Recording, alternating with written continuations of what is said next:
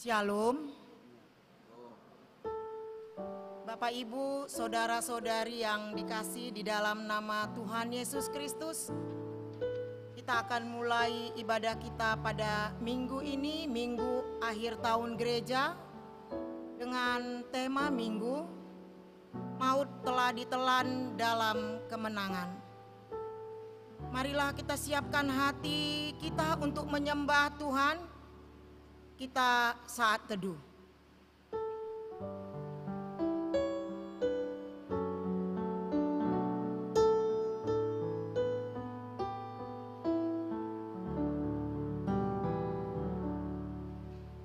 Amin. Kita puji Tuhan lewat lagu pujian kita dari Kidung Jemaat nomor 28 ayat 1 sampai 2.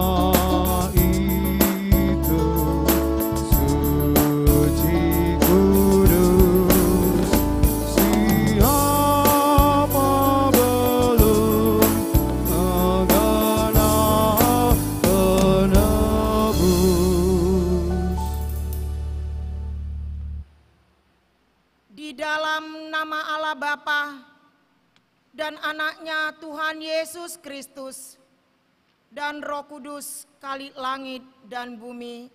Amin. Sebab semua yang hidup adalah seperti rumput dan segala kemuliaannya seperti bunga rumput. Rumput menjadi kering dan bunga gugur, tetapi firman Tuhan tetap untuk selama-lamanya. Hendaklah engkau setia sampai mati, dan aku akan mengaruniakan kepadamu mahkota kehidupan. Haleluya. Haleluya. Haleluya. Haleluya.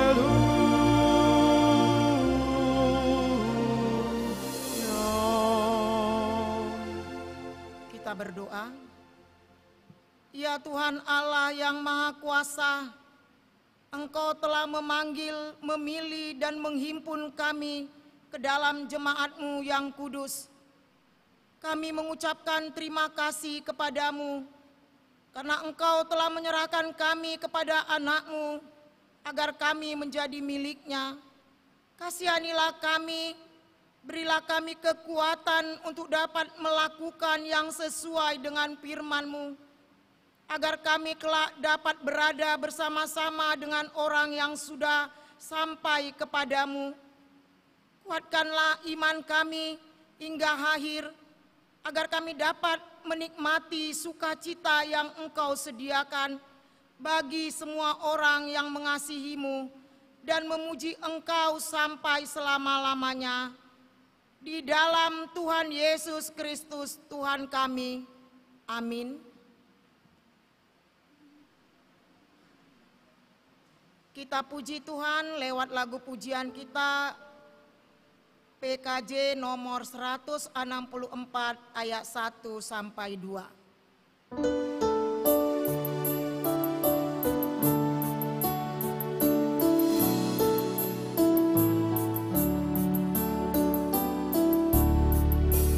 Jalan hidup tak selalu tanpa kabut yang pekat, namun kasih Tuhan nyata pada waktu yang tepat.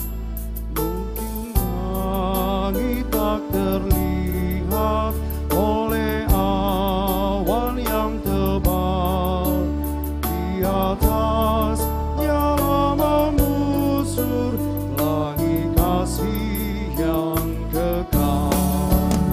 Habis hujan tampak pelangi bagai janji yang teguh, di balik duka mengganti pelangi kasih Tuhanmu.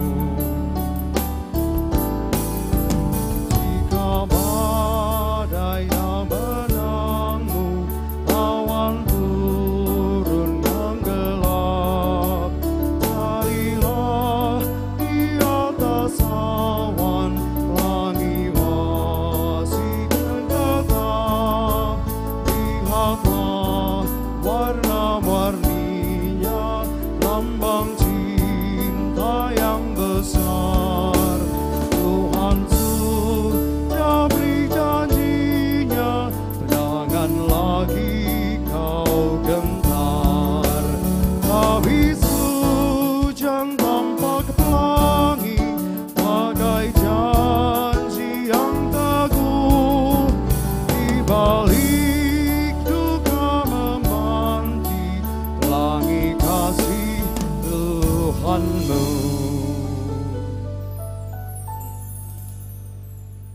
Marilah kita mendengarkan firman Tuhan sebagai pendahuluan khotbah pada minggu akhir tahun gereja pada hari ini yang tertulis dalam Pengkhotbah 8 ayat 9 sampai 17.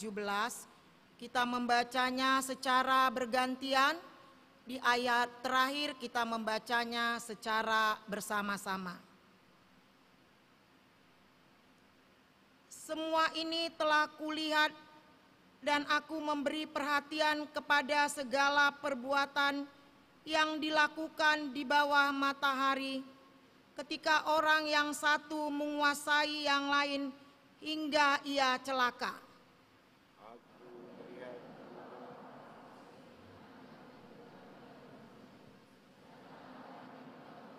Harus pergi dari tempat yang kudus dan lupakan dalam kota.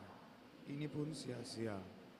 Oleh karena hukuman terhadap perbuatan jahat tidak segera dilaksanakan, maka hati manusia penuh niat untuk berbuat jahat.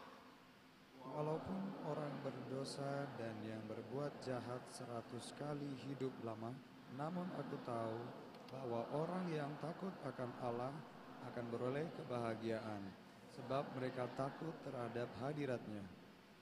Tetapi orang yang fasik tidak akan beroleh kebahagiaan, dan seperti bayang-bayang ia tidak akan panjang umur, karena ia tidak takut terhadap hadirat Allah. Ada suatu kesia-siaan yang terjadi di atas bumi. Ada orang-orang benar yang menerima ganjaran yang layak untuk perbuatan orang fasik. Dan ada orang-orang fasik yang menerima pahala yang layak untuk perbuatan orang benar. Aku berkata, ini pun sia-sia. Oleh sebab itu, aku memuji kesukaan, karena tak ada kebahagiaan lain bagi manusia di bawah matahari, kecuali makan dan minum dan bersukaria, itu yang menyertainya di dalam jerih payahnya seumur hidupnya, yang diberikan Allah kepadanya di bawah matahari. Ketika aku memberi perhatianku untuk memahami hikmat dan melihat kegiatan yang dilakukan orang di dunia tanpa mengantuk siang malam, maka nyatalah kepadaku bahwa manusia tidak dapat menyelami segala pekerjaan Allah yang dilakukannya di bawah matahari. Bagaimanapun juga manusia berlelah-lelah mencarinya, ia tidak akan menyelaminya, walaupun orang yang berhikmat mengatakan bahwa ia mengetahuinya, namun ia tidak dapat menyelaminya. Demikian firman Tuhan. Yang berbahagia ialah mereka yang mendengarkan firman Allah dan yang melakukannya. Amin. Kita puji Tuhan dari Kidung Jemaat nomor 36 ayat 1 sampai 2.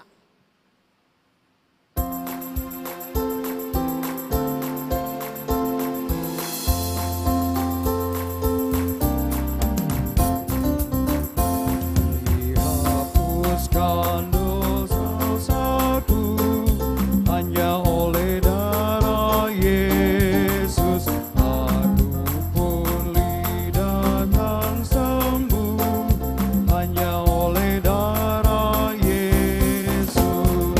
Oh, darah Tuhanku, sumber pembasuhku, sucilah hidupku hanya oleh darah Yesus.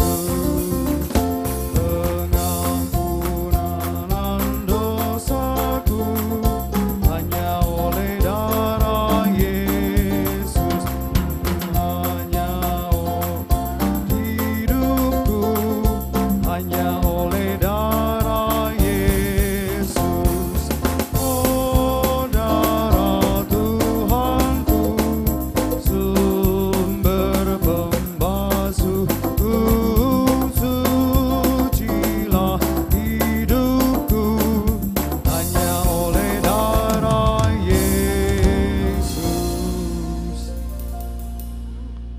Saudara-saudari yang terkasih dalam nama Tuhan Yesus, marilah kita sujud di hadapan Tuhan, minta pengampunan dosa yang kita lakukan sepanjang 1 minggu ini, yang menyakitkan hati sesama manusia, terlebih kepada Tuhan.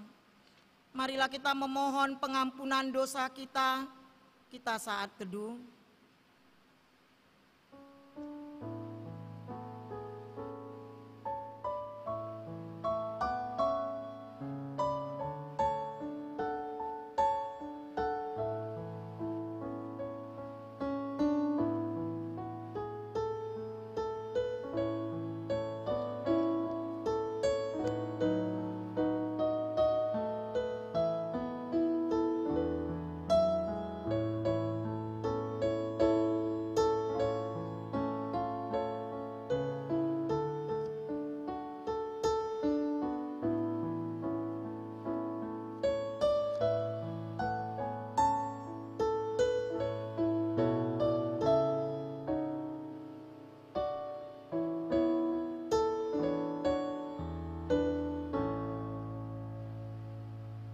Kita berdoa. Tuhan Yesus Kristus, Anak Tunggal Allah yang Maha Tinggi, kami sujud menyembah di hadapan kaki-Mu yang suci, yang ditembus paku kenistaan karena dosa kejahatan kami. Kiranya Engkau tidak menganggap jijik keadaan kami yang dilumuri noda kejahatan dan pengkhianatan. Engkau bersihkan dan sucikanlah kami di dalam darah kasih-Mu, supaya kami bertahan sampai akhir.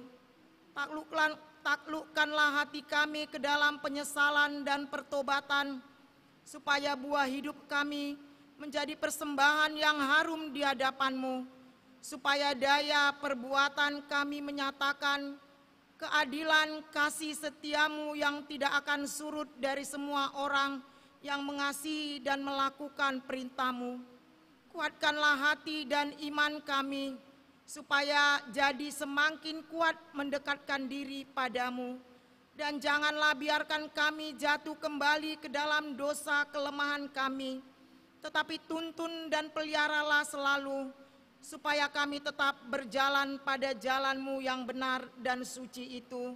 Amin. Janji Tuhan tentang pengampunan dosa. Kita mempunyai iman besar yang demikian, yang duduk di sebelah kanan tahta yang maha besar di sorga. Karena itu Ia sanggup juga menyelamatkan dengan sempurna semua orang yang oleh Dia datang kepada Allah, sebab Ia hidup senantiasa untuk menjadi pengantara mereka. Segala kemuliaan bagi Allah di tempat yang maha tinggi. Amin. Kita puji Tuhan dari PKJ nomor 239 ayat 1 sampai 2.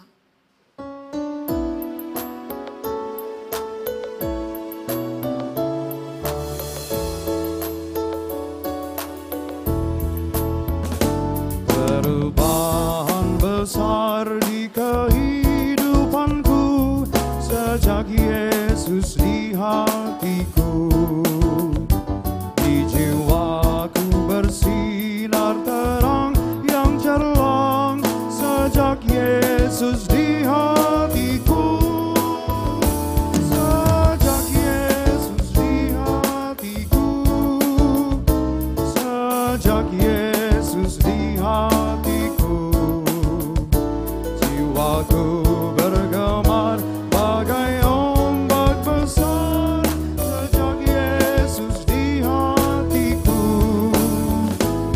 Aku tobat kembali ke jalan benar sejak Yesus di hatiku.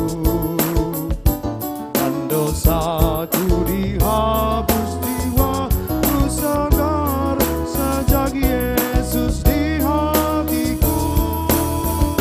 Sejak Yesus di hatiku. Sejak Yesus di hatiku. Jiwaku bergemar bagai ombak besar sejak Yesus di hatiku.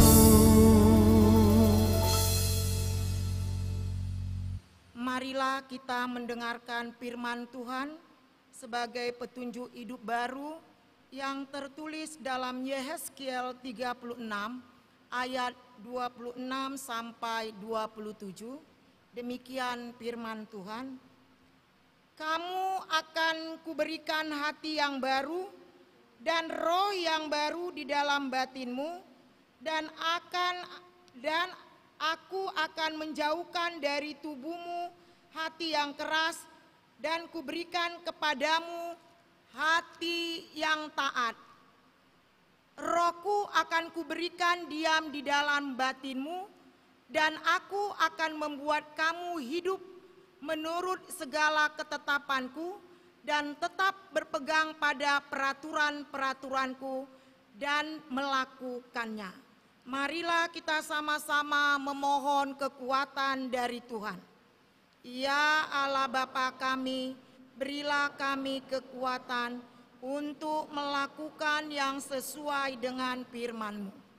Amin.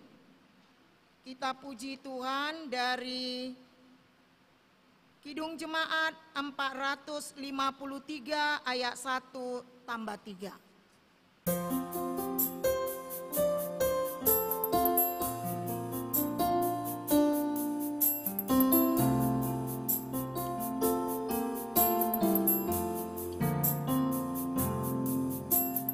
Yesus kawan yang sejati,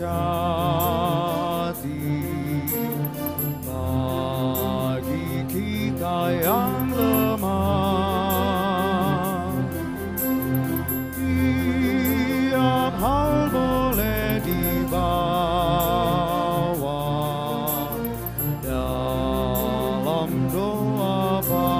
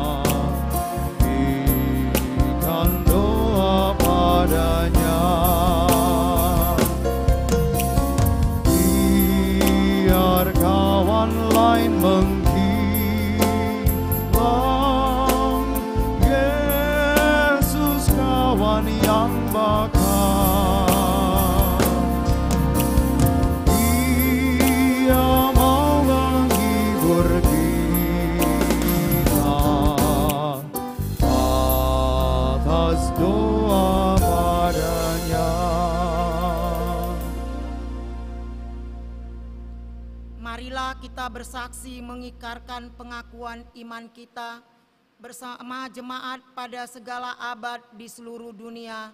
Mari kita ucapkan bersama-sama. Aku percaya kepada Allah, Bapa yang Maha Kuasa, Khalik langit dan bumi. Aku percaya kepada Yesus Kristus, Anaknya yang tunggal, Tuhan kita, yang dikandung daripada Roh Kudus, lahir dari anak darah Maria, yang menderita di bawah pemerintahan Pontius Pilatus, disalibkan, mati, dan dikuburkan, turun ke dalam kerajaan maut. Pada hari yang ketiga, bangkit pula dari antara orang mati, naik ke surga, duduk di sebelah kanan Allah, Bapa yang Maha Kuasa, dan akan datang dari sana untuk menghakimi orang yang hidup dan yang mati. Aku percaya kepada Roh Kudus, gereja yang kudus dan am, persekutuan orang kudus, pengampunan dosa, kebangkitan daging, dan hidup yang kekal. Amin. Memperingati jemaat yang telah meninggal,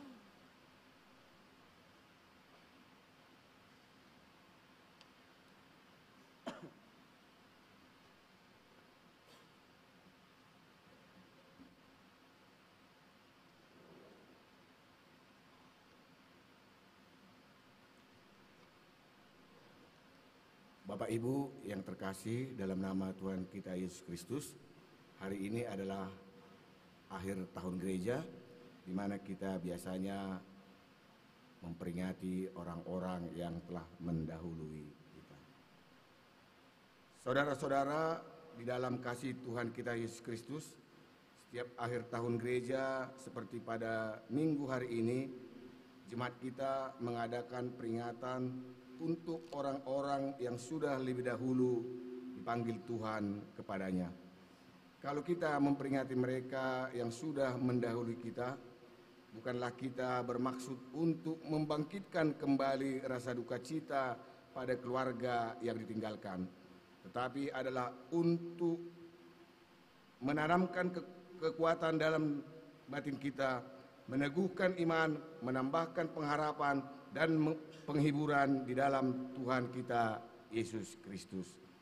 Maka jikalau kita pun berdoa bukanlah untuk mendoakan mereka yang telah meninggal itu, tetapi kita mau memohon kiranya Tuhan dengan kasih dan anugerahnya semakin meneguhkan iman kita masing-masing, supaya kita memiliki keyakinan bahwa hanya oleh kasih-Nya kita kelak akan dipertemukan kembali dengan mereka yang kita kasihi itu di dalam kerajaan surga, dan supaya bertambah-tambahlah kerinduan dan pengharapan kita kepada Yesus Kristus, Raja dan Gembala Agung itu, yang kelak akan datang kedua kali untuk menjemput dan membawa kita bersamanya.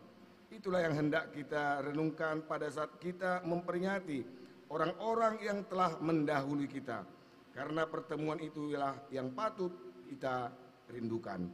Jikalau kita mengenang mereka yang kita kasihi, yang sudah lebih dahulu menuju tempat di sisi Tuhan, maka selain dari yang telah diumumkan pada akhir tahun gereja yang lalu, saudara-saudara kita yang telah dipanggil Tuhan ke sisinya sejak awal sampai akhir tahun gereja saat ini adalah B. Boru Damanik, meninggal 22 November 2021, tutup usia 64 tahun, istri dari H. Syalagan almarhum, sektor 10. Pandapotan Hutauruk, meninggal 28 November 2021, tutup usia 73 tahun, suami dari R. Boru Sitompul, sektor 5. Maria Natalia Boru Siregar, tanggal meninggal 30 Desember 2021, tutup usia 39 tahun, istri dari Sabar Sianturi, masuk sektor 12. Amasa B. Huta Barat, meninggal 28 Februari 2022, tutup usia 85 tahun, suami dari Rosmaria Boru Sianturi, masuk sektor 4. Saud Saragi, meninggal 19 Maret 2022, tutup usia 70 tahun, suami daripada Linda Boru Sihombing, masuk sektor 10. Sintua Luhut Manalu, meninggal 13 April 2022, tutup usia 72 tahun, suami dari P. Boru Tobing, masuk sektor 12. Sintua Insinyur Humisar Simanungkalit MSc, meninggal 16 April 2022, tutup usia 64 tahun, suami dari M. Boru Sagala, sektor 5. Sintua Samer Tumanggor, meninggal 16 Mei 2022, tutup usia 71 tahun, suami dari Lince Boru Tampu Bolon, sektor 6. Ependi Silalahi, meninggal 17 Juni 2022, tutup usia 38 tahun, anak dari M. Silalahi R. Boru Siahaan, masuk sektor 5. Sorta Rosana Boru Simanjuntak, meninggal 8 Juli 2022, tutup usia 75 tahun, istri dari Dr. J. Pardede almarhum, masuk sektor 10. Carmina Boru Situmorang, meninggal 28 Juli 2022, tutup usia 49 tahun, istri dari Mual Hasudungan Huta Barat, masuk sektor 5. Fredrik Edi Giri, meninggal 4 September 2022, tutup usia 66 tahun, suami dari Sintua Asyana Boru Pakpahan, sektor 9. Tinur Boru Simanjuntak, meninggal 10 September 2022, tutup usia 81 tahun, istri dari Bumita Bistok Saragi Napitu almarhum, masuk sektor 1. Sintua Dr. Andus Marhusa Simanjuntak, tutup usia, meninggal 7 Oktober 2022, tutup usia 69 tahun, suami dari L. Boru Situmorang, masuk sektor 3. Semuanya berjumlah bapak 8 orang, ibu 5 orang, pemuda 1 orang, seluruhnya 14 orang. Dan aku melihat orang-orang mati, besar dan kecil, berdiri di depan tahta itu. Lalu dibuka semua kitab, dan dibuka juga sebuah kitab lain, yaitu kitab kehidupan berdasarkan apa yang ada tertulis di dalam kitab-kitab itu. Amin. Jemaat diundang untuk berdiri.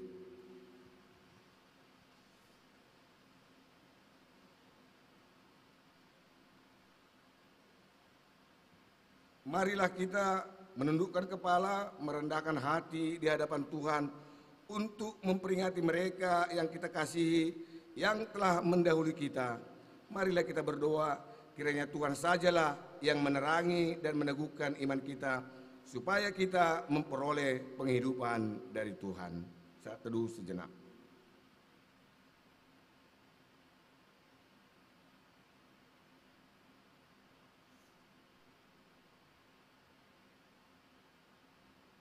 Amin. Kita bernyanyi dari PKJ 111 ayat 1 dan 3.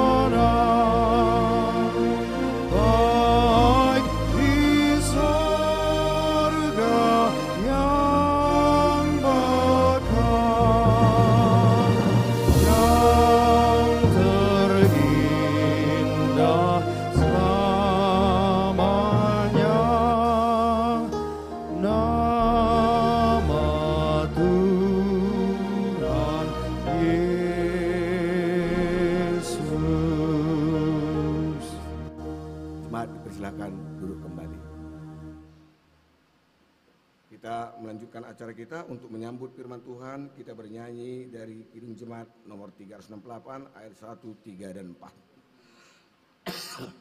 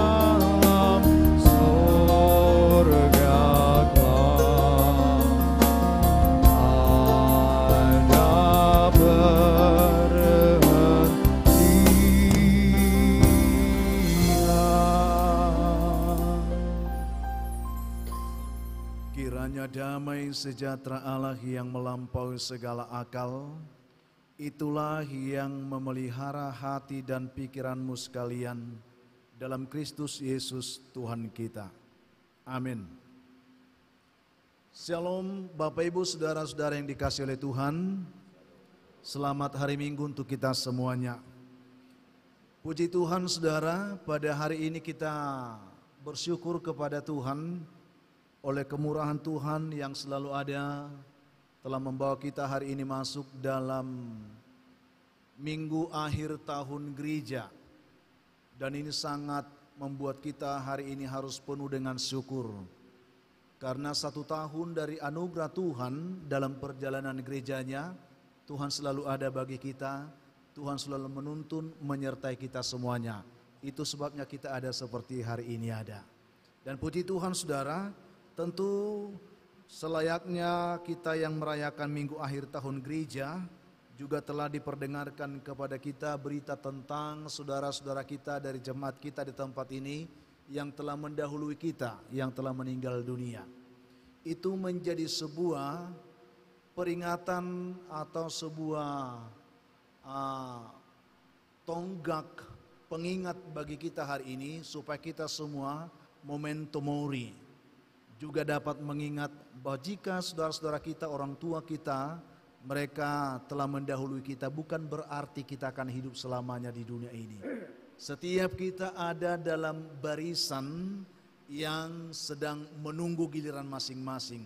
Sehingga jangan alergi ketika kita dikatakan ingat hari kematianmu. Saudaraku, minggu akhir tahun gereja hari ini adalah sebuah minggu perenungan bagi setiap kita. Bagaimanakah kita mensyukuri, bagaimana kita menjalani, mempergunakan, memanfaatkan anugerah Tuhan yang Tuhan berikan kepada kita sepanjang 1 tahun ini. Karena apapun yang kita buat dalam dunia ini, atau apapun yang kita sedang dapatkan, sesungguhnya semua akan berlalu. Dan ini merupakan sebuah peringatan bagi setiap kita yang senang dengan dunia, yang mencintai dunia. Ingat, dunia pun akan berlalu. Hari ini kita akan menerima kebenaran firman Tuhan, yang kiranya lewat kebenaran ini pun kita akan kembali diingatkan Tuhan bagaimana kita bersikap sebagai anak-anak Tuhan dalam menyikapi momentum hari ini, saudara. Mari kita buka firman Tuhan dari kitab 1 Korintus pasal yang ke-15 ayat yang ke-50 sampai 58. Kita buka bersama dan juga kita baca secara responsoria. Ayat terakhir nanti kita sama-sama. Demikian bunyi firman Tuhan untuk kita hari ini. Saudara-saudara, inilah yang hendak kukatakan kepadamu, yaitu bahwa daging dan darah tidak mendapat bagian dalam kerajaan Allah, dan bahwa yang binasa tidak mendapat bagian dalam apa yang tidak binasa.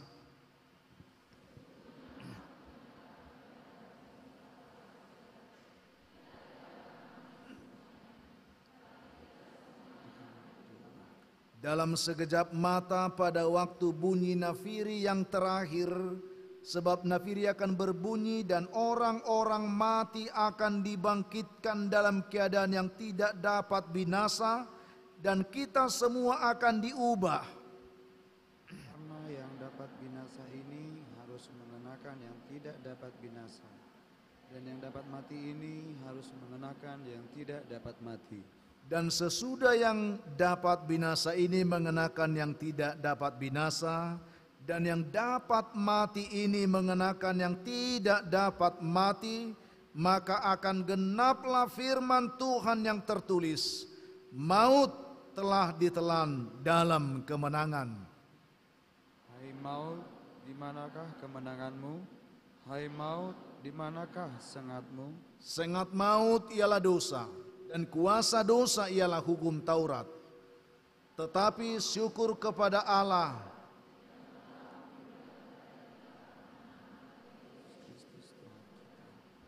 karena itu, saudara-saudaraku yang kekasih, berdirilah teguh, jangan goyah, dan giatlah selalu dalam pekerjaan Tuhan, sebab kamu tahu bahwa dalam persekutuan dengan Tuhan, jerih payahmu tidak sia-sia. Demikian jauh pembacaan firman Tuhan untuk kita dalam minggu hari ini. Kiranya Tuhan membukakan hati kita dan Tuhan sendiri akan memberikan kepada kita pengertian yang sederhana untuk dapat menerima kebenaran ini menjadi kehidupan bagi kita. Saudaraku yang dikasihi Tuhan, tema dari khotbah hari ini adalah maut telah ditelan dalam kemenangan, nunga dibudut hanguluani hamatiani. Jemaat yang dikasihi oleh Tuhan, berbicara maut ini merupakan sebuah pergumulan terbesar dalam perjalanan kehidupan dunia ini, terutama kita orang-orang yang percaya. Saudara-saudaraku yang dikasihi oleh Tuhan Yesus Kristus, kita sering mendengarkan bahwa segala sesuatu di dunia ini akan berakhir. Dan ungkapan ini, ungkapan yang umum tetapi artinya mengandung makna yang dalam bagi setiap kita yang ingin memahami arti hidup. Saudaraku yang dikasihi Tuhan, memang ada banyak orang yang tidak senang dengan ungkapan ini. Segala sesuatu itu akan berakhir. Saudaraku, tetapi sadarkah kita bahwa ungkapan ini merupakan sebuah pengingat bagi kita? Segala sesuatu akan berakhir. Apa yang akan kita katakan tentang segala sesuatu di dalam dunia ini? Kitab Pengkhotbah dalam epistel kita tadi telah mengatakan bahwa itu pun semuanya adalah perkara yang sia-sia. Terkadang kita terlalu banyak memandang kepada dunia, kepada keinginan-keinginan yang sepertinya menyenangkan hati kita di dunia ini, saudaraku. Sehingga kita terlena seperti melihat sebuah fata morgana dunia yang menyenangkan, yang seakan-akan itu menarik kita jauh ke dalam dunia ini. Tetapi kita sadarkah bahwa dunia ini dengan apa yang ada di dalamnya, kata firman Tuhan, akan lenyap. Tetapi Alkitab berkata, orang yang melakukan firman Allah akan tetap hidup untuk selama-lamanya. Saya sering mengatakan seperti ini, saudaraku, bahwa sesungguhnya dunia ini adalah seperti arus yang sangat deras sedang mengalir. Arus, kita tahu bagaimana kedahsyatan sebuah arus, Ini bukan arus biasa sekarang ini yang kita hadapi. Ini arus dunia ini sangat dahsyat, saudaraku. Kita semua mengalaminya. Itu seperti arus yang sedang melanda kehidupan dunia ini sekarang. Tetapi saya sering mengatakan seperti ini, hanya ikan yang mati bisa hanyut di bawah arus. Ikan hidup pasti bisa melawan arus. Orang-orang Kristen di akhir zaman ini, di tengah terpaan arus dunia ini, benar-benar harus memahami hidup. Tidak hanya sekedar hidup. Ini penting bagi kita, apalagi orang-orang muda. Kesia-siaan hidup sering kali membuat kita tidak memaknai hidup. Ini untuk kita renungkan hari ini. Hari ini kita sedang belajar kebenaran firman Tuhan yang luar biasa. Di jemaat Korintus terjadi perdebatan tentang kehidupan manusia setelah mereka meninggal. Lalu ada orang berkata, oh tidak ada kehidupan setelah kematian. Lalu mereka berpikir, kalau tidak ada kehidupan setelah kematian, lalu untuk apalah kita susah, untuk apalah kita bersedih? Senang-senang saja. Apapun yang penting senang. Tidak persoalan akibatnya mau seperti apa. Yang penting senang. Karena setelah mati tidak ada kehidupan. Lalu untuk apa bermimpi untuk hari esok? Yang penting nikmati hidupmu hari ini. Dan juga mereka menekankan bahwa kematian itu adalah akhir dari segalanya. Di balik kematian tidak ada lagi pengharapan hidup. Dan ini menggoncangkan umat Tuhan, gereja Tuhan. Dan kalau kita jujur hari ini juga orang sedang banyak berpikir seperti itu. Apakah sudah pernah berpikir tentang kehidupan setelah kematian?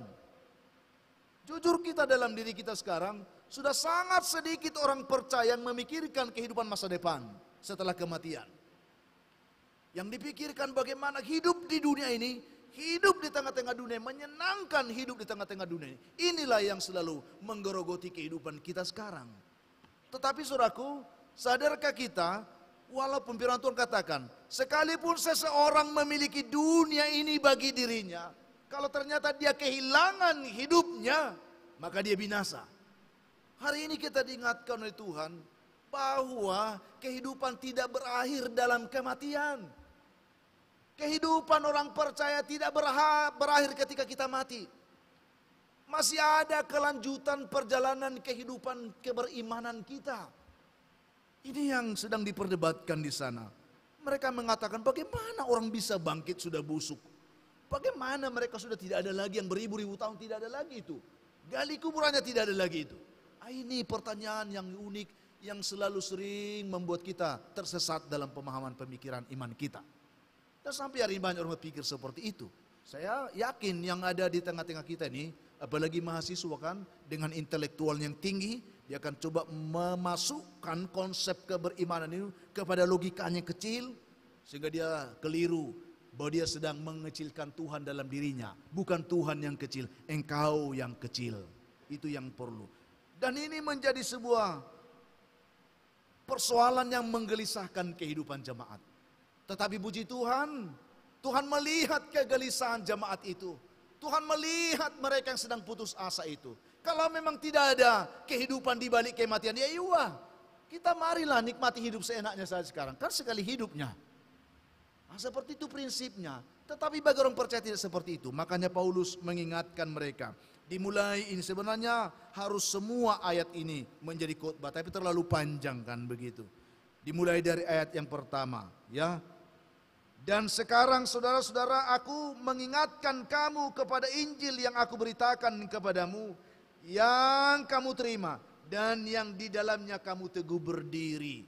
Ternyata saudaraku, mengapa orang seringkali tidak kokoh dalam iman? Karena dia tidak teguh di dalam kebenaran firman.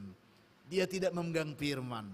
Saudaraku, dunia bisa bergelora. Saya katakan, ikan yang mati bisa hanyut oleh arus, tetapi orang yang hidup bisa melawan arus. Firman Tuhan katakan dunia ini sedang lenyap dengan segala keinginannya oleh arus dunia ini. Tetapi orang yang hidup oleh firman, yang memegang firman, yang melakukan firman, hidup selama-lamanya. Makanya Paulus mengingatkan mereka, mengapa engkau susah? Bukankah telah ada firman yang kusampaikan kepadamu? Di manakah Injil yang telah kuberitakan kepadamu? Begitu gampangnya engkau goyah. Sekarang banyak orang Kristen seperti itu. Dengar khotbah berapi-api, puji Tuhan. Tapi pulang dari gereja, entah bagaimana sikapnya. Tidak punya sikap iman yang benar. Hari ini kita akan melihat kebenaran ini. Dan diingatkan oleh Paulus, bahwa kebangkitan Kristus merupakan dasar dari semua pengharapan kebangkitan orang mati bagi orang percaya. Kebangkitan Kristus adalah dasar pondasi iman bagi setiap kita untuk percaya bahwa masih ada kehidupan di balik kematian. Sehingga ketika kita tadi memperingati orang-orang meninggal itu, kita tidak perlu bersedih, tidak perlu menangis. Karena apa? Mereka hanya beristirahat sementara untuk menantikan perwujudan kehidupan kekal yang sedang dipersiapkan Allah bagi setiap orang percaya itu. Sehingga tadi pembacaan kita ini kan sangat menarik saudaraku. Coba kita perhatikan dulu mulai dari ayat yang ke-50. Saudara-saudara, inilah yang hendak kukatakan kepadamu, yaitu bahwa daging dan darah tidak mendapat bagian dalam kerajaan Allah, dan bahwa yang binasa tidak mendapat bagian dalam apa yang tidak binasa. Inilah sebenarnya inti persoalan orang pada saat itu. Bagaimana daging kita ini nanti? Seperti apa hidup kita ini nanti? Kan daging ini dari tanah. Firman Tuhan katakan dari tanah kembali ke tanah. Pasti akan mati juga. Maka selalu kita katakan semua orang akan mati. Nasa jolmaikom mati. Kan begitu. Ya memang karena kita tidak bisa melawan kodrat kita. Materi kedagingan kita ini adalah materi yang terbatas. Tanah. Ya, dan dia akan kembali kepada tanah. Ketika dia kembali kepada tanah, dia binasa. Kita tidak melihat daging lagi di kuburan itu, bukan? Dia binasa. Dan firman mengatakan memang daging yang seperti itu tidak masuk surga. Tidak. Jangan kita keliru ya. Itu sebabnya dikatakan. Tetapi ada rahasia dikatakan di sini, bahwa daging yang binasa ini ya akan diberikan sebuah daging yang tidak binasa. Apa yang dimaksudkan? Dari tadi yang dikatakan ayat pertama itu pembahasan kebangkitan Kristus itu menjadi perwujudan bagaimana orang-orang percaya akan dibangkitkan seperti Kristus. Bukan dengan daging yang binasa, tetapi tubuh kemuliaan, daging yang bernilai kekal, yang tidak bernilai materi, tetapi bernilai rohani. Bisa dilihat, bisa. Ketika Yesus bangkit, orang bisa melihat Yesus, tetapi dia tidak terbatas oleh ruang dan waktu dan tempat. Dan Alkitab mengatakan ketika itu terjadi, maka pada bunyi sangkakala Allah, pada hari terakhir itu dikatakan, ketika bunyi nafiri itu berbunyi, maka orang-orang yang percaya telah meninggal itu, mereka dibangkitkan untuk mengenakan tubuh yang tidak binasa itu, tubuh kemuliaan itu. Maka mereka bangkit. Daging yang binasa tidak ada lagi. Lalu apa yang dibangkitkan? Itulah kehidupan rohani yang terpelihara oleh karena iman di dalam Kristus. Jadi jangan pernah menyepelekan imanmu. Firman Tuhan katakan, sekalipun dagingku dan hatiku habis lenyap, tetapi bagianku tetaplah Allah untuk selama-lamanya. Itu Daud berkata seperti itu. Sehingga ada sebuah pengharapan bagi Daud yang jauh sebelum Kristus. Sekalipun aku mati, ketika Kristus bagian hidupku, aku hidup di dalam Kristus. Makanya Paulus katakan apa? Bagiku hidup adalah Kristus, mati itu keuntungan. Karena apa? Baik hidup maupun mati kita adalah milik Kristus. Ketika kita benar adalah milik Kristus, sekalipun tubuhmu telah dikubur dan binasa, tidak bentuknya lagi, engkau dibangkitkan oleh Roh Allah, memiliki tubuh kemuliaan seperti Kristus. Inilah yang menerima kehidupan kekal. Makanya dikatakan di sini bahwa tidak semuanya kita mati, katanya. Ini rahasia kebenaran. Dan rahasia ini kusampaikan kepada kamu. Tidak semua kita ternyata mati. Benar. Benar bagaimana? Kalau seperti, wah enaklah, akulah mau tidak matilah. Bukan itu maksudnya. Ketika bunyi nafiri itu, sangkakala Allah berbunyi, maka orang yang mati di dalam Tuhan itu akan bangkit. Kan belum binasa semuanya kan? Masih ada orang hidup. Puji Tuhan, mudah-mudahan sekarang nafiri itu berbunyi, kan begitu. Supaya kita lihat orang mati itu bangkit dalam tubuh kemuliaannya. Lalu kita yang berkumpul di sini yang masih hidup bagaimana? Maka kita yang percaya yang ada di sini sekarang, dengan sekejap mata, dengan sekejap kita diberikan tubuh yang tidak binasa lagi. Tubuh kemuliaan yang tidak terbatas oleh ruang dan tempat. Itu firman Tuhan mengatakan seperti itu. Kalau kita juga baca di dalam Tesalonika, bagaimana Paulus mengajarkan sangat luar biasa. Lalu dikatakan, ketika orang-orang yang masih hidup itu menerima tubuh kemuliaan, ketika mendengarkan nafiri itu, mereka akan diangkat. Maka mereka akan terangkat menjumpai, menyambut Tuhan di langit, kata firman Tuhan. Artinya apa itu, saudaraku? Mari, ada sebuah pengharapan besar yang mendatangkan sukacita besar bagi orang-orang percaya yang hidup sungguh-sungguh dalam Tuhan, baik atau hidup maupun sudah mati. Ini penting untuk kita. Jangan bermain-main dengan imanmu. Jangan, saudaraku. Ini penting. Dan inilah yang diingatkan oleh Paulus kepada jemaat ini. Sehingga dia berani mengatakan seperti itu. Ketika hal itu terjadi, maka dikatakan, maut telah ditelan. Tidak ada lagi kuasa maut bagi orang percaya. Bagi orang percaya. Tidak ada kuasa maut. Bahkan Paulus menantang, hai maut, di mana kemenanganmu? Tidak ada kemenangan maut. Itulah yang paling menakutkan dalam kehidupan manusia. Karena Alkitab berkata, upah dosa adalah maut. Dan memang kalau kita masih tinggal di dalam dosa, tanpa Kristus, kita binasa. Dan maut akan berkuasa atas kehidupan kita. Tetapi dikatakan di ayat yang ke-57, syukur kepada Allah yang telah memberikan kepada kita kemenangan oleh Yesus Kristus Tuhan kita. Bukankah ini menjadi berita sukacita bagi kita semuanya? Apapun keadaan hidupmu saat ini, bagaimanapun keberadaanmu, statusmu, kondisimu, ketika engkau benar beriman kepada Kristus, lihatlah apa yang dikerjakan oleh Kristus dalam hidupmu, bahwa maut tidak berkuasa atas hidupmu. Sekalipun dagingku dan hatiku harus lenyap, Tuhan memelihara hidupku dalam kematian itu. sampai kepada kebangkitan aku dipelihara untuk dibangkitkan menerima kehidupan kekal di dalam Dia. Ini pengharapan bagi orang-orang percaya. Memang ini khotbah yang menjenuhkan ya, jenuhnya orang dengar ini. Seakan-akan ini seperti dongeng bagi banyak orang. Wah, itu cerita apa itu? Banyak orang seperti itu. Apalagi orang-orang yang memakai logikanya, terkadang memang ini sulit dipahami secara logika. Bagaimana itu? Tetapi Alkitab mengatakan seperti itu. Itu yang perlu kita terima. Engkau beriman atau tidak? Makanya Paulus menyatakan, bukankah telah ada Injil padamu? Mengapa engkau gampang goyah?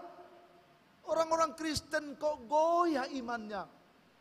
Makanya ketika orang mendebat kita dengan perdebatan ya yang tidak berarti itu, kita udah goyah. Karena kita tidak memiliki dasar iman yang kuat. Kita tidak memegang firman sebagai pondasi iman kita. Hari ini di minggu akhir tahun gereja ini, Tuhan sangat berbicara kepada kita. Ada 3 hal yang saya ingin sampaikan kepada kita. Saudaraku yang dikasihi oleh Tuhan Yesus Kristus, ingat bahwa kehidupan dan kematian tanpa Kristus adalah kebinasaan. Ini yang perlu kita ingat pertama. Ingatlah, siapapun kita, seberapa hebat pun dirimu, kehidupanmu dan kematianmu tanpa Kristus engkau akan binasa. Makanya Paulus katakan, bagiku hidup Kristus, mati keuntungan. Dia tidak takut apapun. Karena apa? Kristus ada jaminan kehidupan baginya. Tetapi orang-orang yang tidak memiliki Kristus, sesungguhnya baik hidupnya juga kematiannya adalah akan menuju kepada kebinasaan.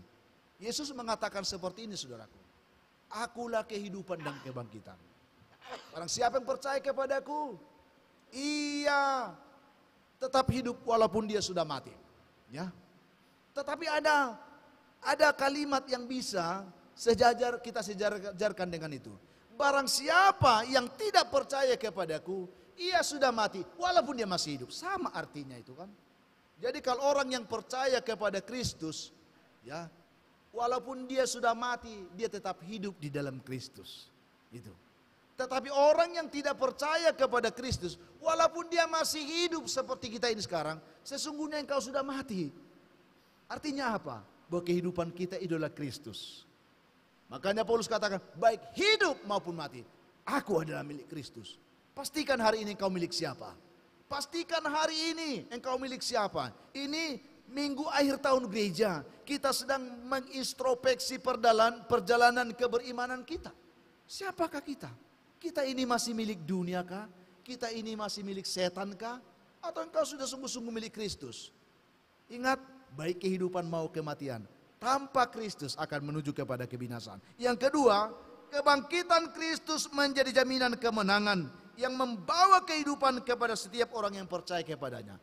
Oleh kebangkitan Kristus, sesungguhnya ini mendatangkan sukacita bagi kita, bagi orang percaya. Tidak ada ketakutan lagi bagi kita. Tidak takut kepada kematian. Ya, sekalipun itu mungkin akan menjadi bagian dalam kehidupan kita. Karena apa? Karena Kristus telah membuktikan dirinya bahwa dia menang atas kematian itu. Orang yang percaya juga memiliki kepastian yang seperti itu. Bahwa di dalam Kristus hidup kita akan dipelihara dan dibangkitkan pada waktunya. Dan yang terakhir, ini mungkin yang menjadi perenungan terakhir bagi kita sekarang. Kalau kita memang benar memahami bahwa kita perlu hidup dalam Kristus. Dan kebangkitan Kristus menjadi sebuah pengharapan besar. Kita tidak takut lagi. Lalu bagaimana kita bersikap?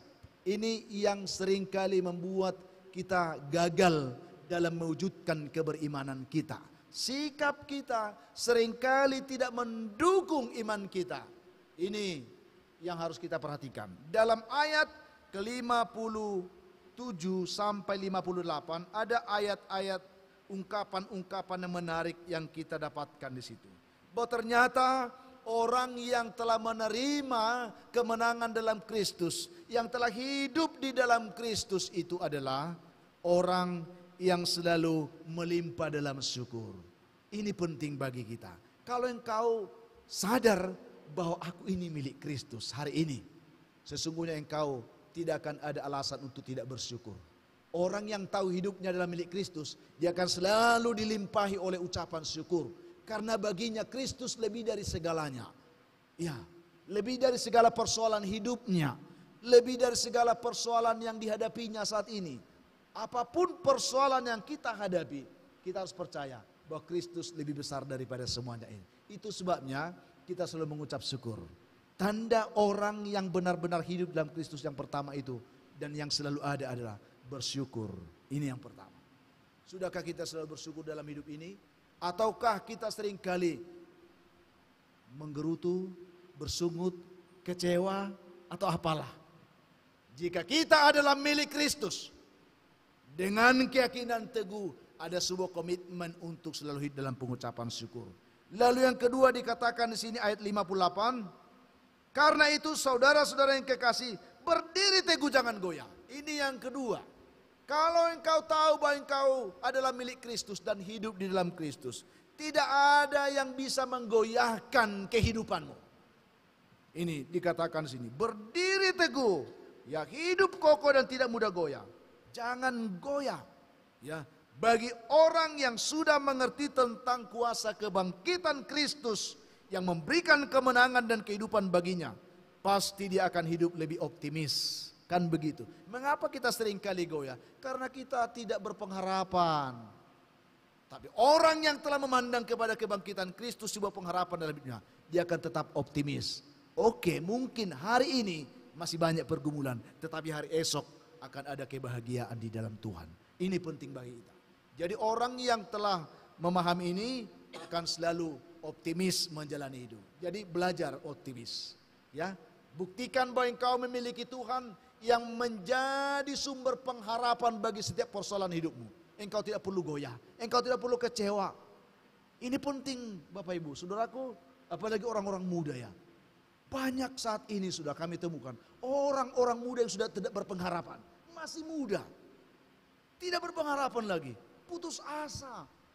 Kenapa bisa seperti ini? Karena saya melihat juga ini persoalan dalam keberjalanan keberimanan orang Kristen sekarang. Saya tidak tahu apakah memang orang-orang muda sekarang benar-benar mengerti makna Kristus dalam hidupnya lagi. Arti kehadiran Kristus dalam kehidupan saudara lagi. Jika iya, maka engkau orang selalu optimis. Tidak gampang putus asa. Tidak gampang goyah. Apapun yang terjadi, ada Tuhan yang menopang. Karena firman Tuhan katakan apa? Apa yang dikatakan Tuhan Yesus? Ya, dikatakan seperti ini saudaraku. Bahwa ya, jika Allah di pihak kita, siapakah lawan kita? Jika Allah bersama dengan kita, kita lebih daripada pemenang. Bukankah Dia adalah Allah yang Immanuel bagi kita semuanya? Mengapa kita gampang goyah?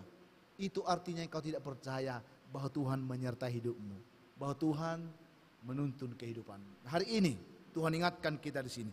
Dan yang terakhir adalah orang-orang yang benar-benar hidup di dalam Kristus adalah orang-orang yang selalu memiliki kerinduan untuk selalu melakukan yang terbaik untuk Tuhan. Melayani Tuhan dikatakan di sini. Dikatakan bahwa giatlah selalu dalam pekerjaan Tuhan. Ada kerinduan di dalam hatinya untuk selalu mau melakukan yang terbaik untuk Tuhan. Melakukan yang terbaik dan yang terbaik untuk Tuhan. Dan bukankah itu yang dikatakan oleh firman? Lakukanlah segala sesuatu seperti untuk Tuhan, bukan untuk manusia. Apapun yang engkau lakukan, engkau memiliki kerinduan bahwa yang aku lakukan ini seperti untuk Tuhan. Pasti aku buat yang terbaik deh. Apapun yang aku kerjakan, ku buat yang terbaik. Mungkin kita sedang bekerja di kantor, mungkin kita sedang kuliah, mungkin kita sedang bekerja sebagai pembantu rumah tangga. Yakinlah saudaraku, ketika firman Tuhan kita lakukan seperti untuk Tuhan, maka kita buat yang terbaik. Maka Tuhan akan menggerakkan majikanmu untuk melihat pekerjaan yang baik itu. Dan Dia akan menghargai itu. Sehingga jangan pernah menyepelekan apapun yang kau lakukan. Lakukan yang terbaik seperti untuk Tuhan. Kalau engkau sedang belajar, belajar dengan cara yang terbaik. Ini penting untuk menjadi prinsip orang beriman. Ya, ini untuk kita semuanya. Giat dalam pekerjaan Tuhan. Pekerjaan Tuhan ini selalu ada di mimbar ini, saudaraku. Semua hal yang kita lakukan itu adalah pelayanan kita untuk Tuhan. Itu yang perlu. Selama kita memahami bahwa Tuhan menyertai kita, Tuhan memimpin kita, berarti Dia bekerja bagi kita untuk melakukan apa yang Dia mau kita lakukan. melalui hidup kita. Seperti sarung tangan, saudaraku, kalau saudara sedang melihat sarung tangan, namanya pun sarung tangan. Apa yang bisa dilakukan sarung tangan? Saya percaya kita semua sepakat, sarung tangan tidak bisa buat apa-apa. Tetapi ketika sarung tangan itu dimasukkan ke tangan, pada saat tangan itu ada di dalam sarung tangan itu, coba lihat apa yang dikerjakan sarung tangan. Semua dikerjakannya seturut dengan apa yang dikerjakan tangan di dalamnya itu. Itulah hidup orang percaya. Makanya Paulus katakan, segala perkara dapat kutanggung di dalam Dia yang memberi kekuatan kepadaku. Itu yang dikatakan. Namun aku hidup, tetapi bukan lagi aku sendiri yang hidup. Kristus hidup di dalam aku. Oleh Dia aku melakukan perkara-perkara ini. Saudaraku yang dikasihi Tuhan, mari. Jika kita benar-benar tahu bahwa kita milik Kristus, Yesus ada dalam hidup kita, mari izinkan Dia melakukan apa yang Dia mau kita lakukan. Makanya katakan, giatlah selalu dalam pekerjaan Tuhan. Karena apa? Itulah yang mengandung janji. Salah satu firman yang mengandung janji adalah 1 Korintus 15 ayat 58 ini. Sebab kamu tahu, dikatakan, kamu tahu. Bukan tidak tahu, harus tahu. Bahwa dalam persekutuan dengan Tuhan, jeripayamu tidak sia-sia. Engkau tidak akan pernah dikecewakan oleh Tuhan. Engkau akan selalu disertai Tuhan, diberkati Tuhan, dituntun Tuhan. Sehingga kau benar-benar adalah orang-orang yang hidup di dalam Tuhan. Hidupmu benar memancarkan Kristus seperti Paulus katakan. Jadilah surat Kristus yang bisa dibaca oleh semua orang. Dan itulah ciri orang percaya itu sendiri. Oleh karena itu saudaraku yang dikasihi Tuhan, biarlah kebenaran firman Tuhan hari ini di minggu akhir tahun gereja ini mengingatkan kita kembali. Sudah sejauh mana kita menjalani hidup keberimanan kita selama ini? Sudahkah kita benar-benar hidup di dalam Tuhan? Atau kita masih hidup dalam dunia?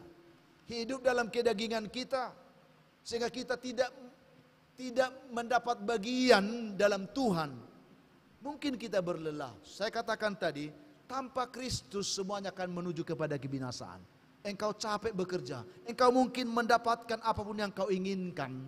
Tetapi jika engkau mendapatkan itu tanpa Tuhan, maka semuanya itu akan berakhir kepada kebinasaan. Hari ini, di akhir tahun gereja ini, ketika kita sedang mengingat saudara-saudara kita yang telah mendahulu kita oleh kematian itu sendiri, apakah itu masih menakutkan bagi kita? Saya yakin tidak lagi, saudaraku. Karena baik yang hidup maupun mati, kalau kita percaya Tuhan, kita bersama-sama mendapat bagian dalam kemuliaan Kristus kelak ketika nafiri Allah itu berbunyi. Oleh karena itu pelihara imanmu, jaga hatimu, pelihara kehidupanmu di dalam Tuhan. Maka engkau akan dituntun untuk benar-benar hidup dalam kemenangan. Memenangkan maut yang menjadi musuh besar kita. Seperti Kristus yang telah menang itu. Inilah yang kami sampaikan untuk kita hari ini, saudaraku. Tuhan memberkati saudara. Tuhan memberkati kita semuanya hari ini. Mungkin kita sedang mengalami pergumulan hidup yang berat hari ini.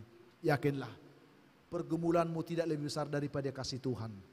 Kasih Tuhan lebih besar dari pergumulan hidupmu. Engkau tidak perlu putus asa, karena Tuhan mencintaimu, mengasihimu. Dia telah memenangkan perkara hidupmu. Hanya engkau tidak tahu itu, karena engkau kurang beriman kepada Dia. Engkau kurang percaya kepadanya. Mari, buktikan kepercayaanmu kepada Tuhan.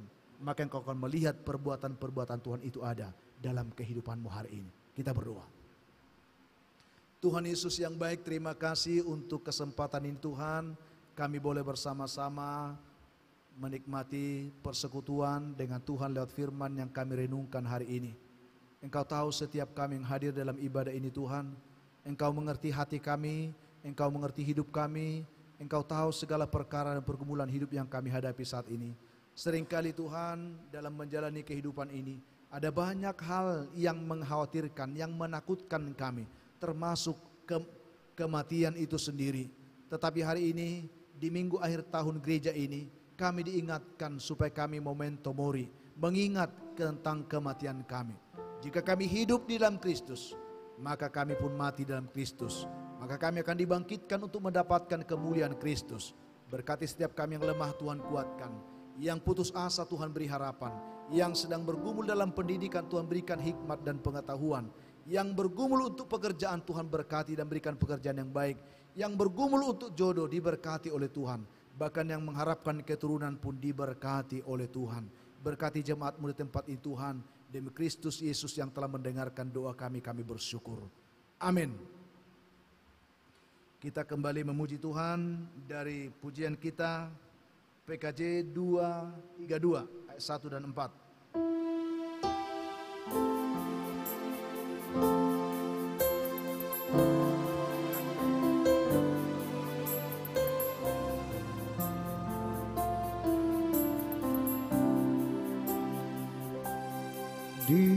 Dikala hidupku tentram dan senang, dan walau derita penuh,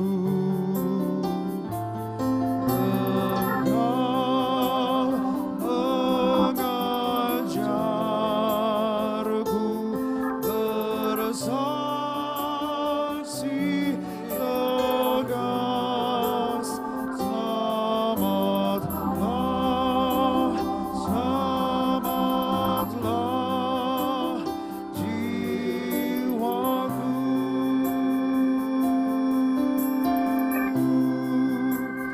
selamatlah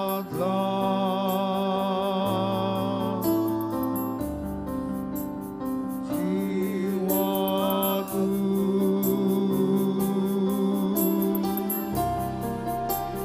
Selamatlah, selamatlah jiwaku.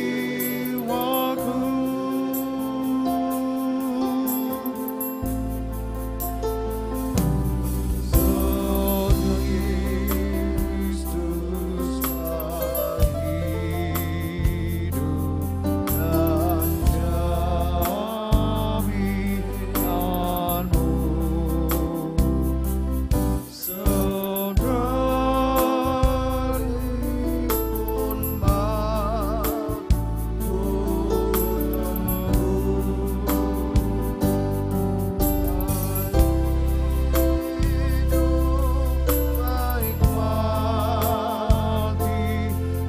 ku yakin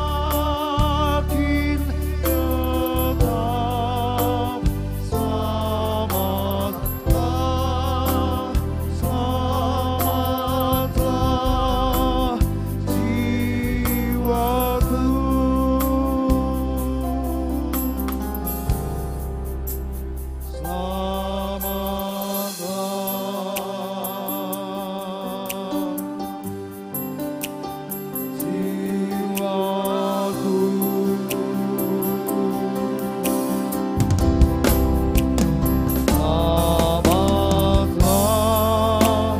selamatlah jiwaku. Firman Tuhan yang mempersiapkan hati kita untuk memberikan persembahan syukur kita hari ini terambil dari kitab Galatia 6 ayat 9. Demikian bunyi firman Tuhan. Janganlah kita jemu-jemu berbuat baik, karena apabila sudah datang waktunya kita akan menuai jika kita tidak menjadi lemah. Amin. Mari kita berikan persembahan syukur kita kepada Tuhan.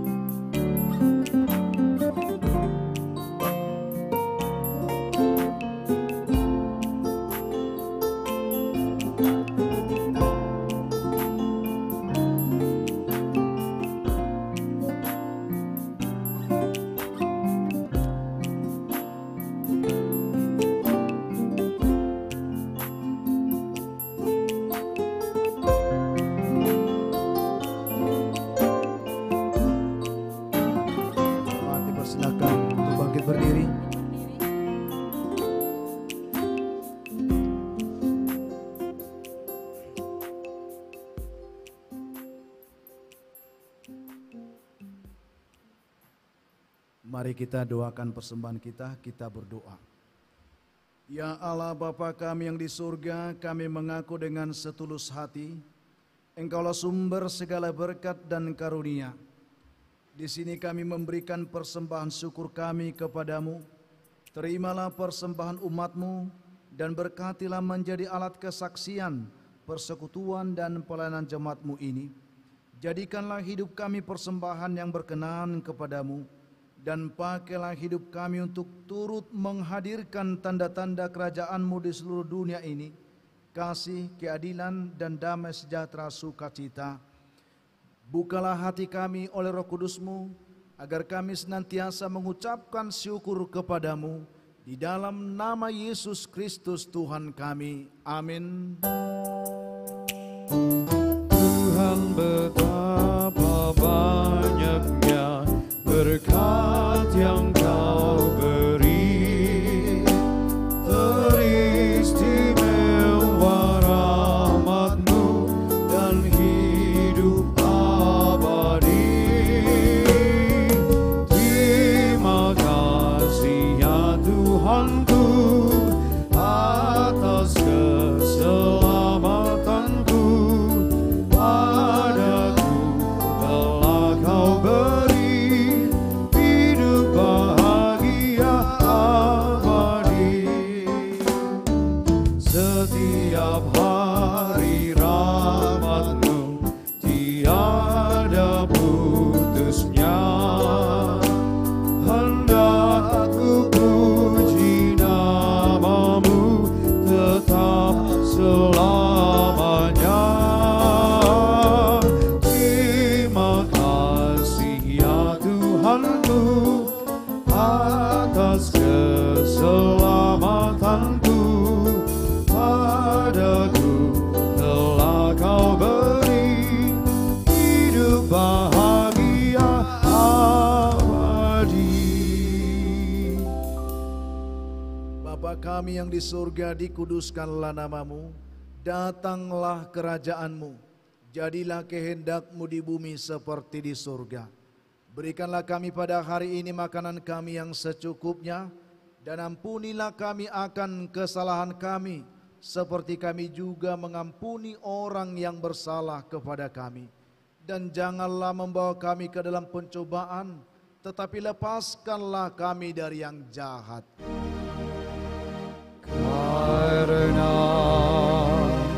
Kau yang punya kerajaan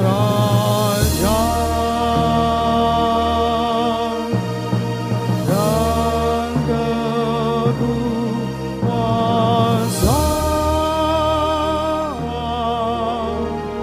dan kemuliaan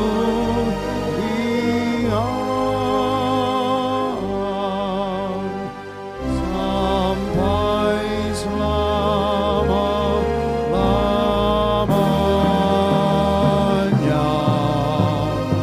Amin.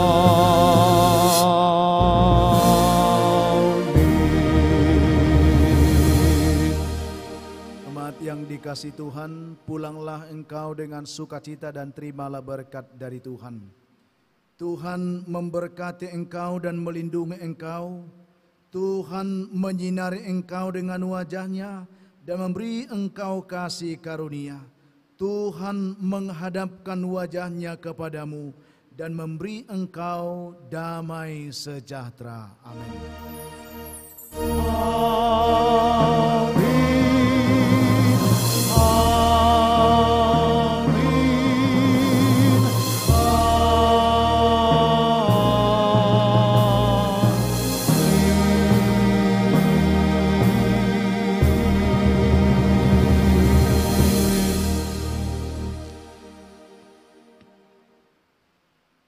Selamat hari Minggu untuk kita semuanya. Tuhan Yesus memberkati. Shalom.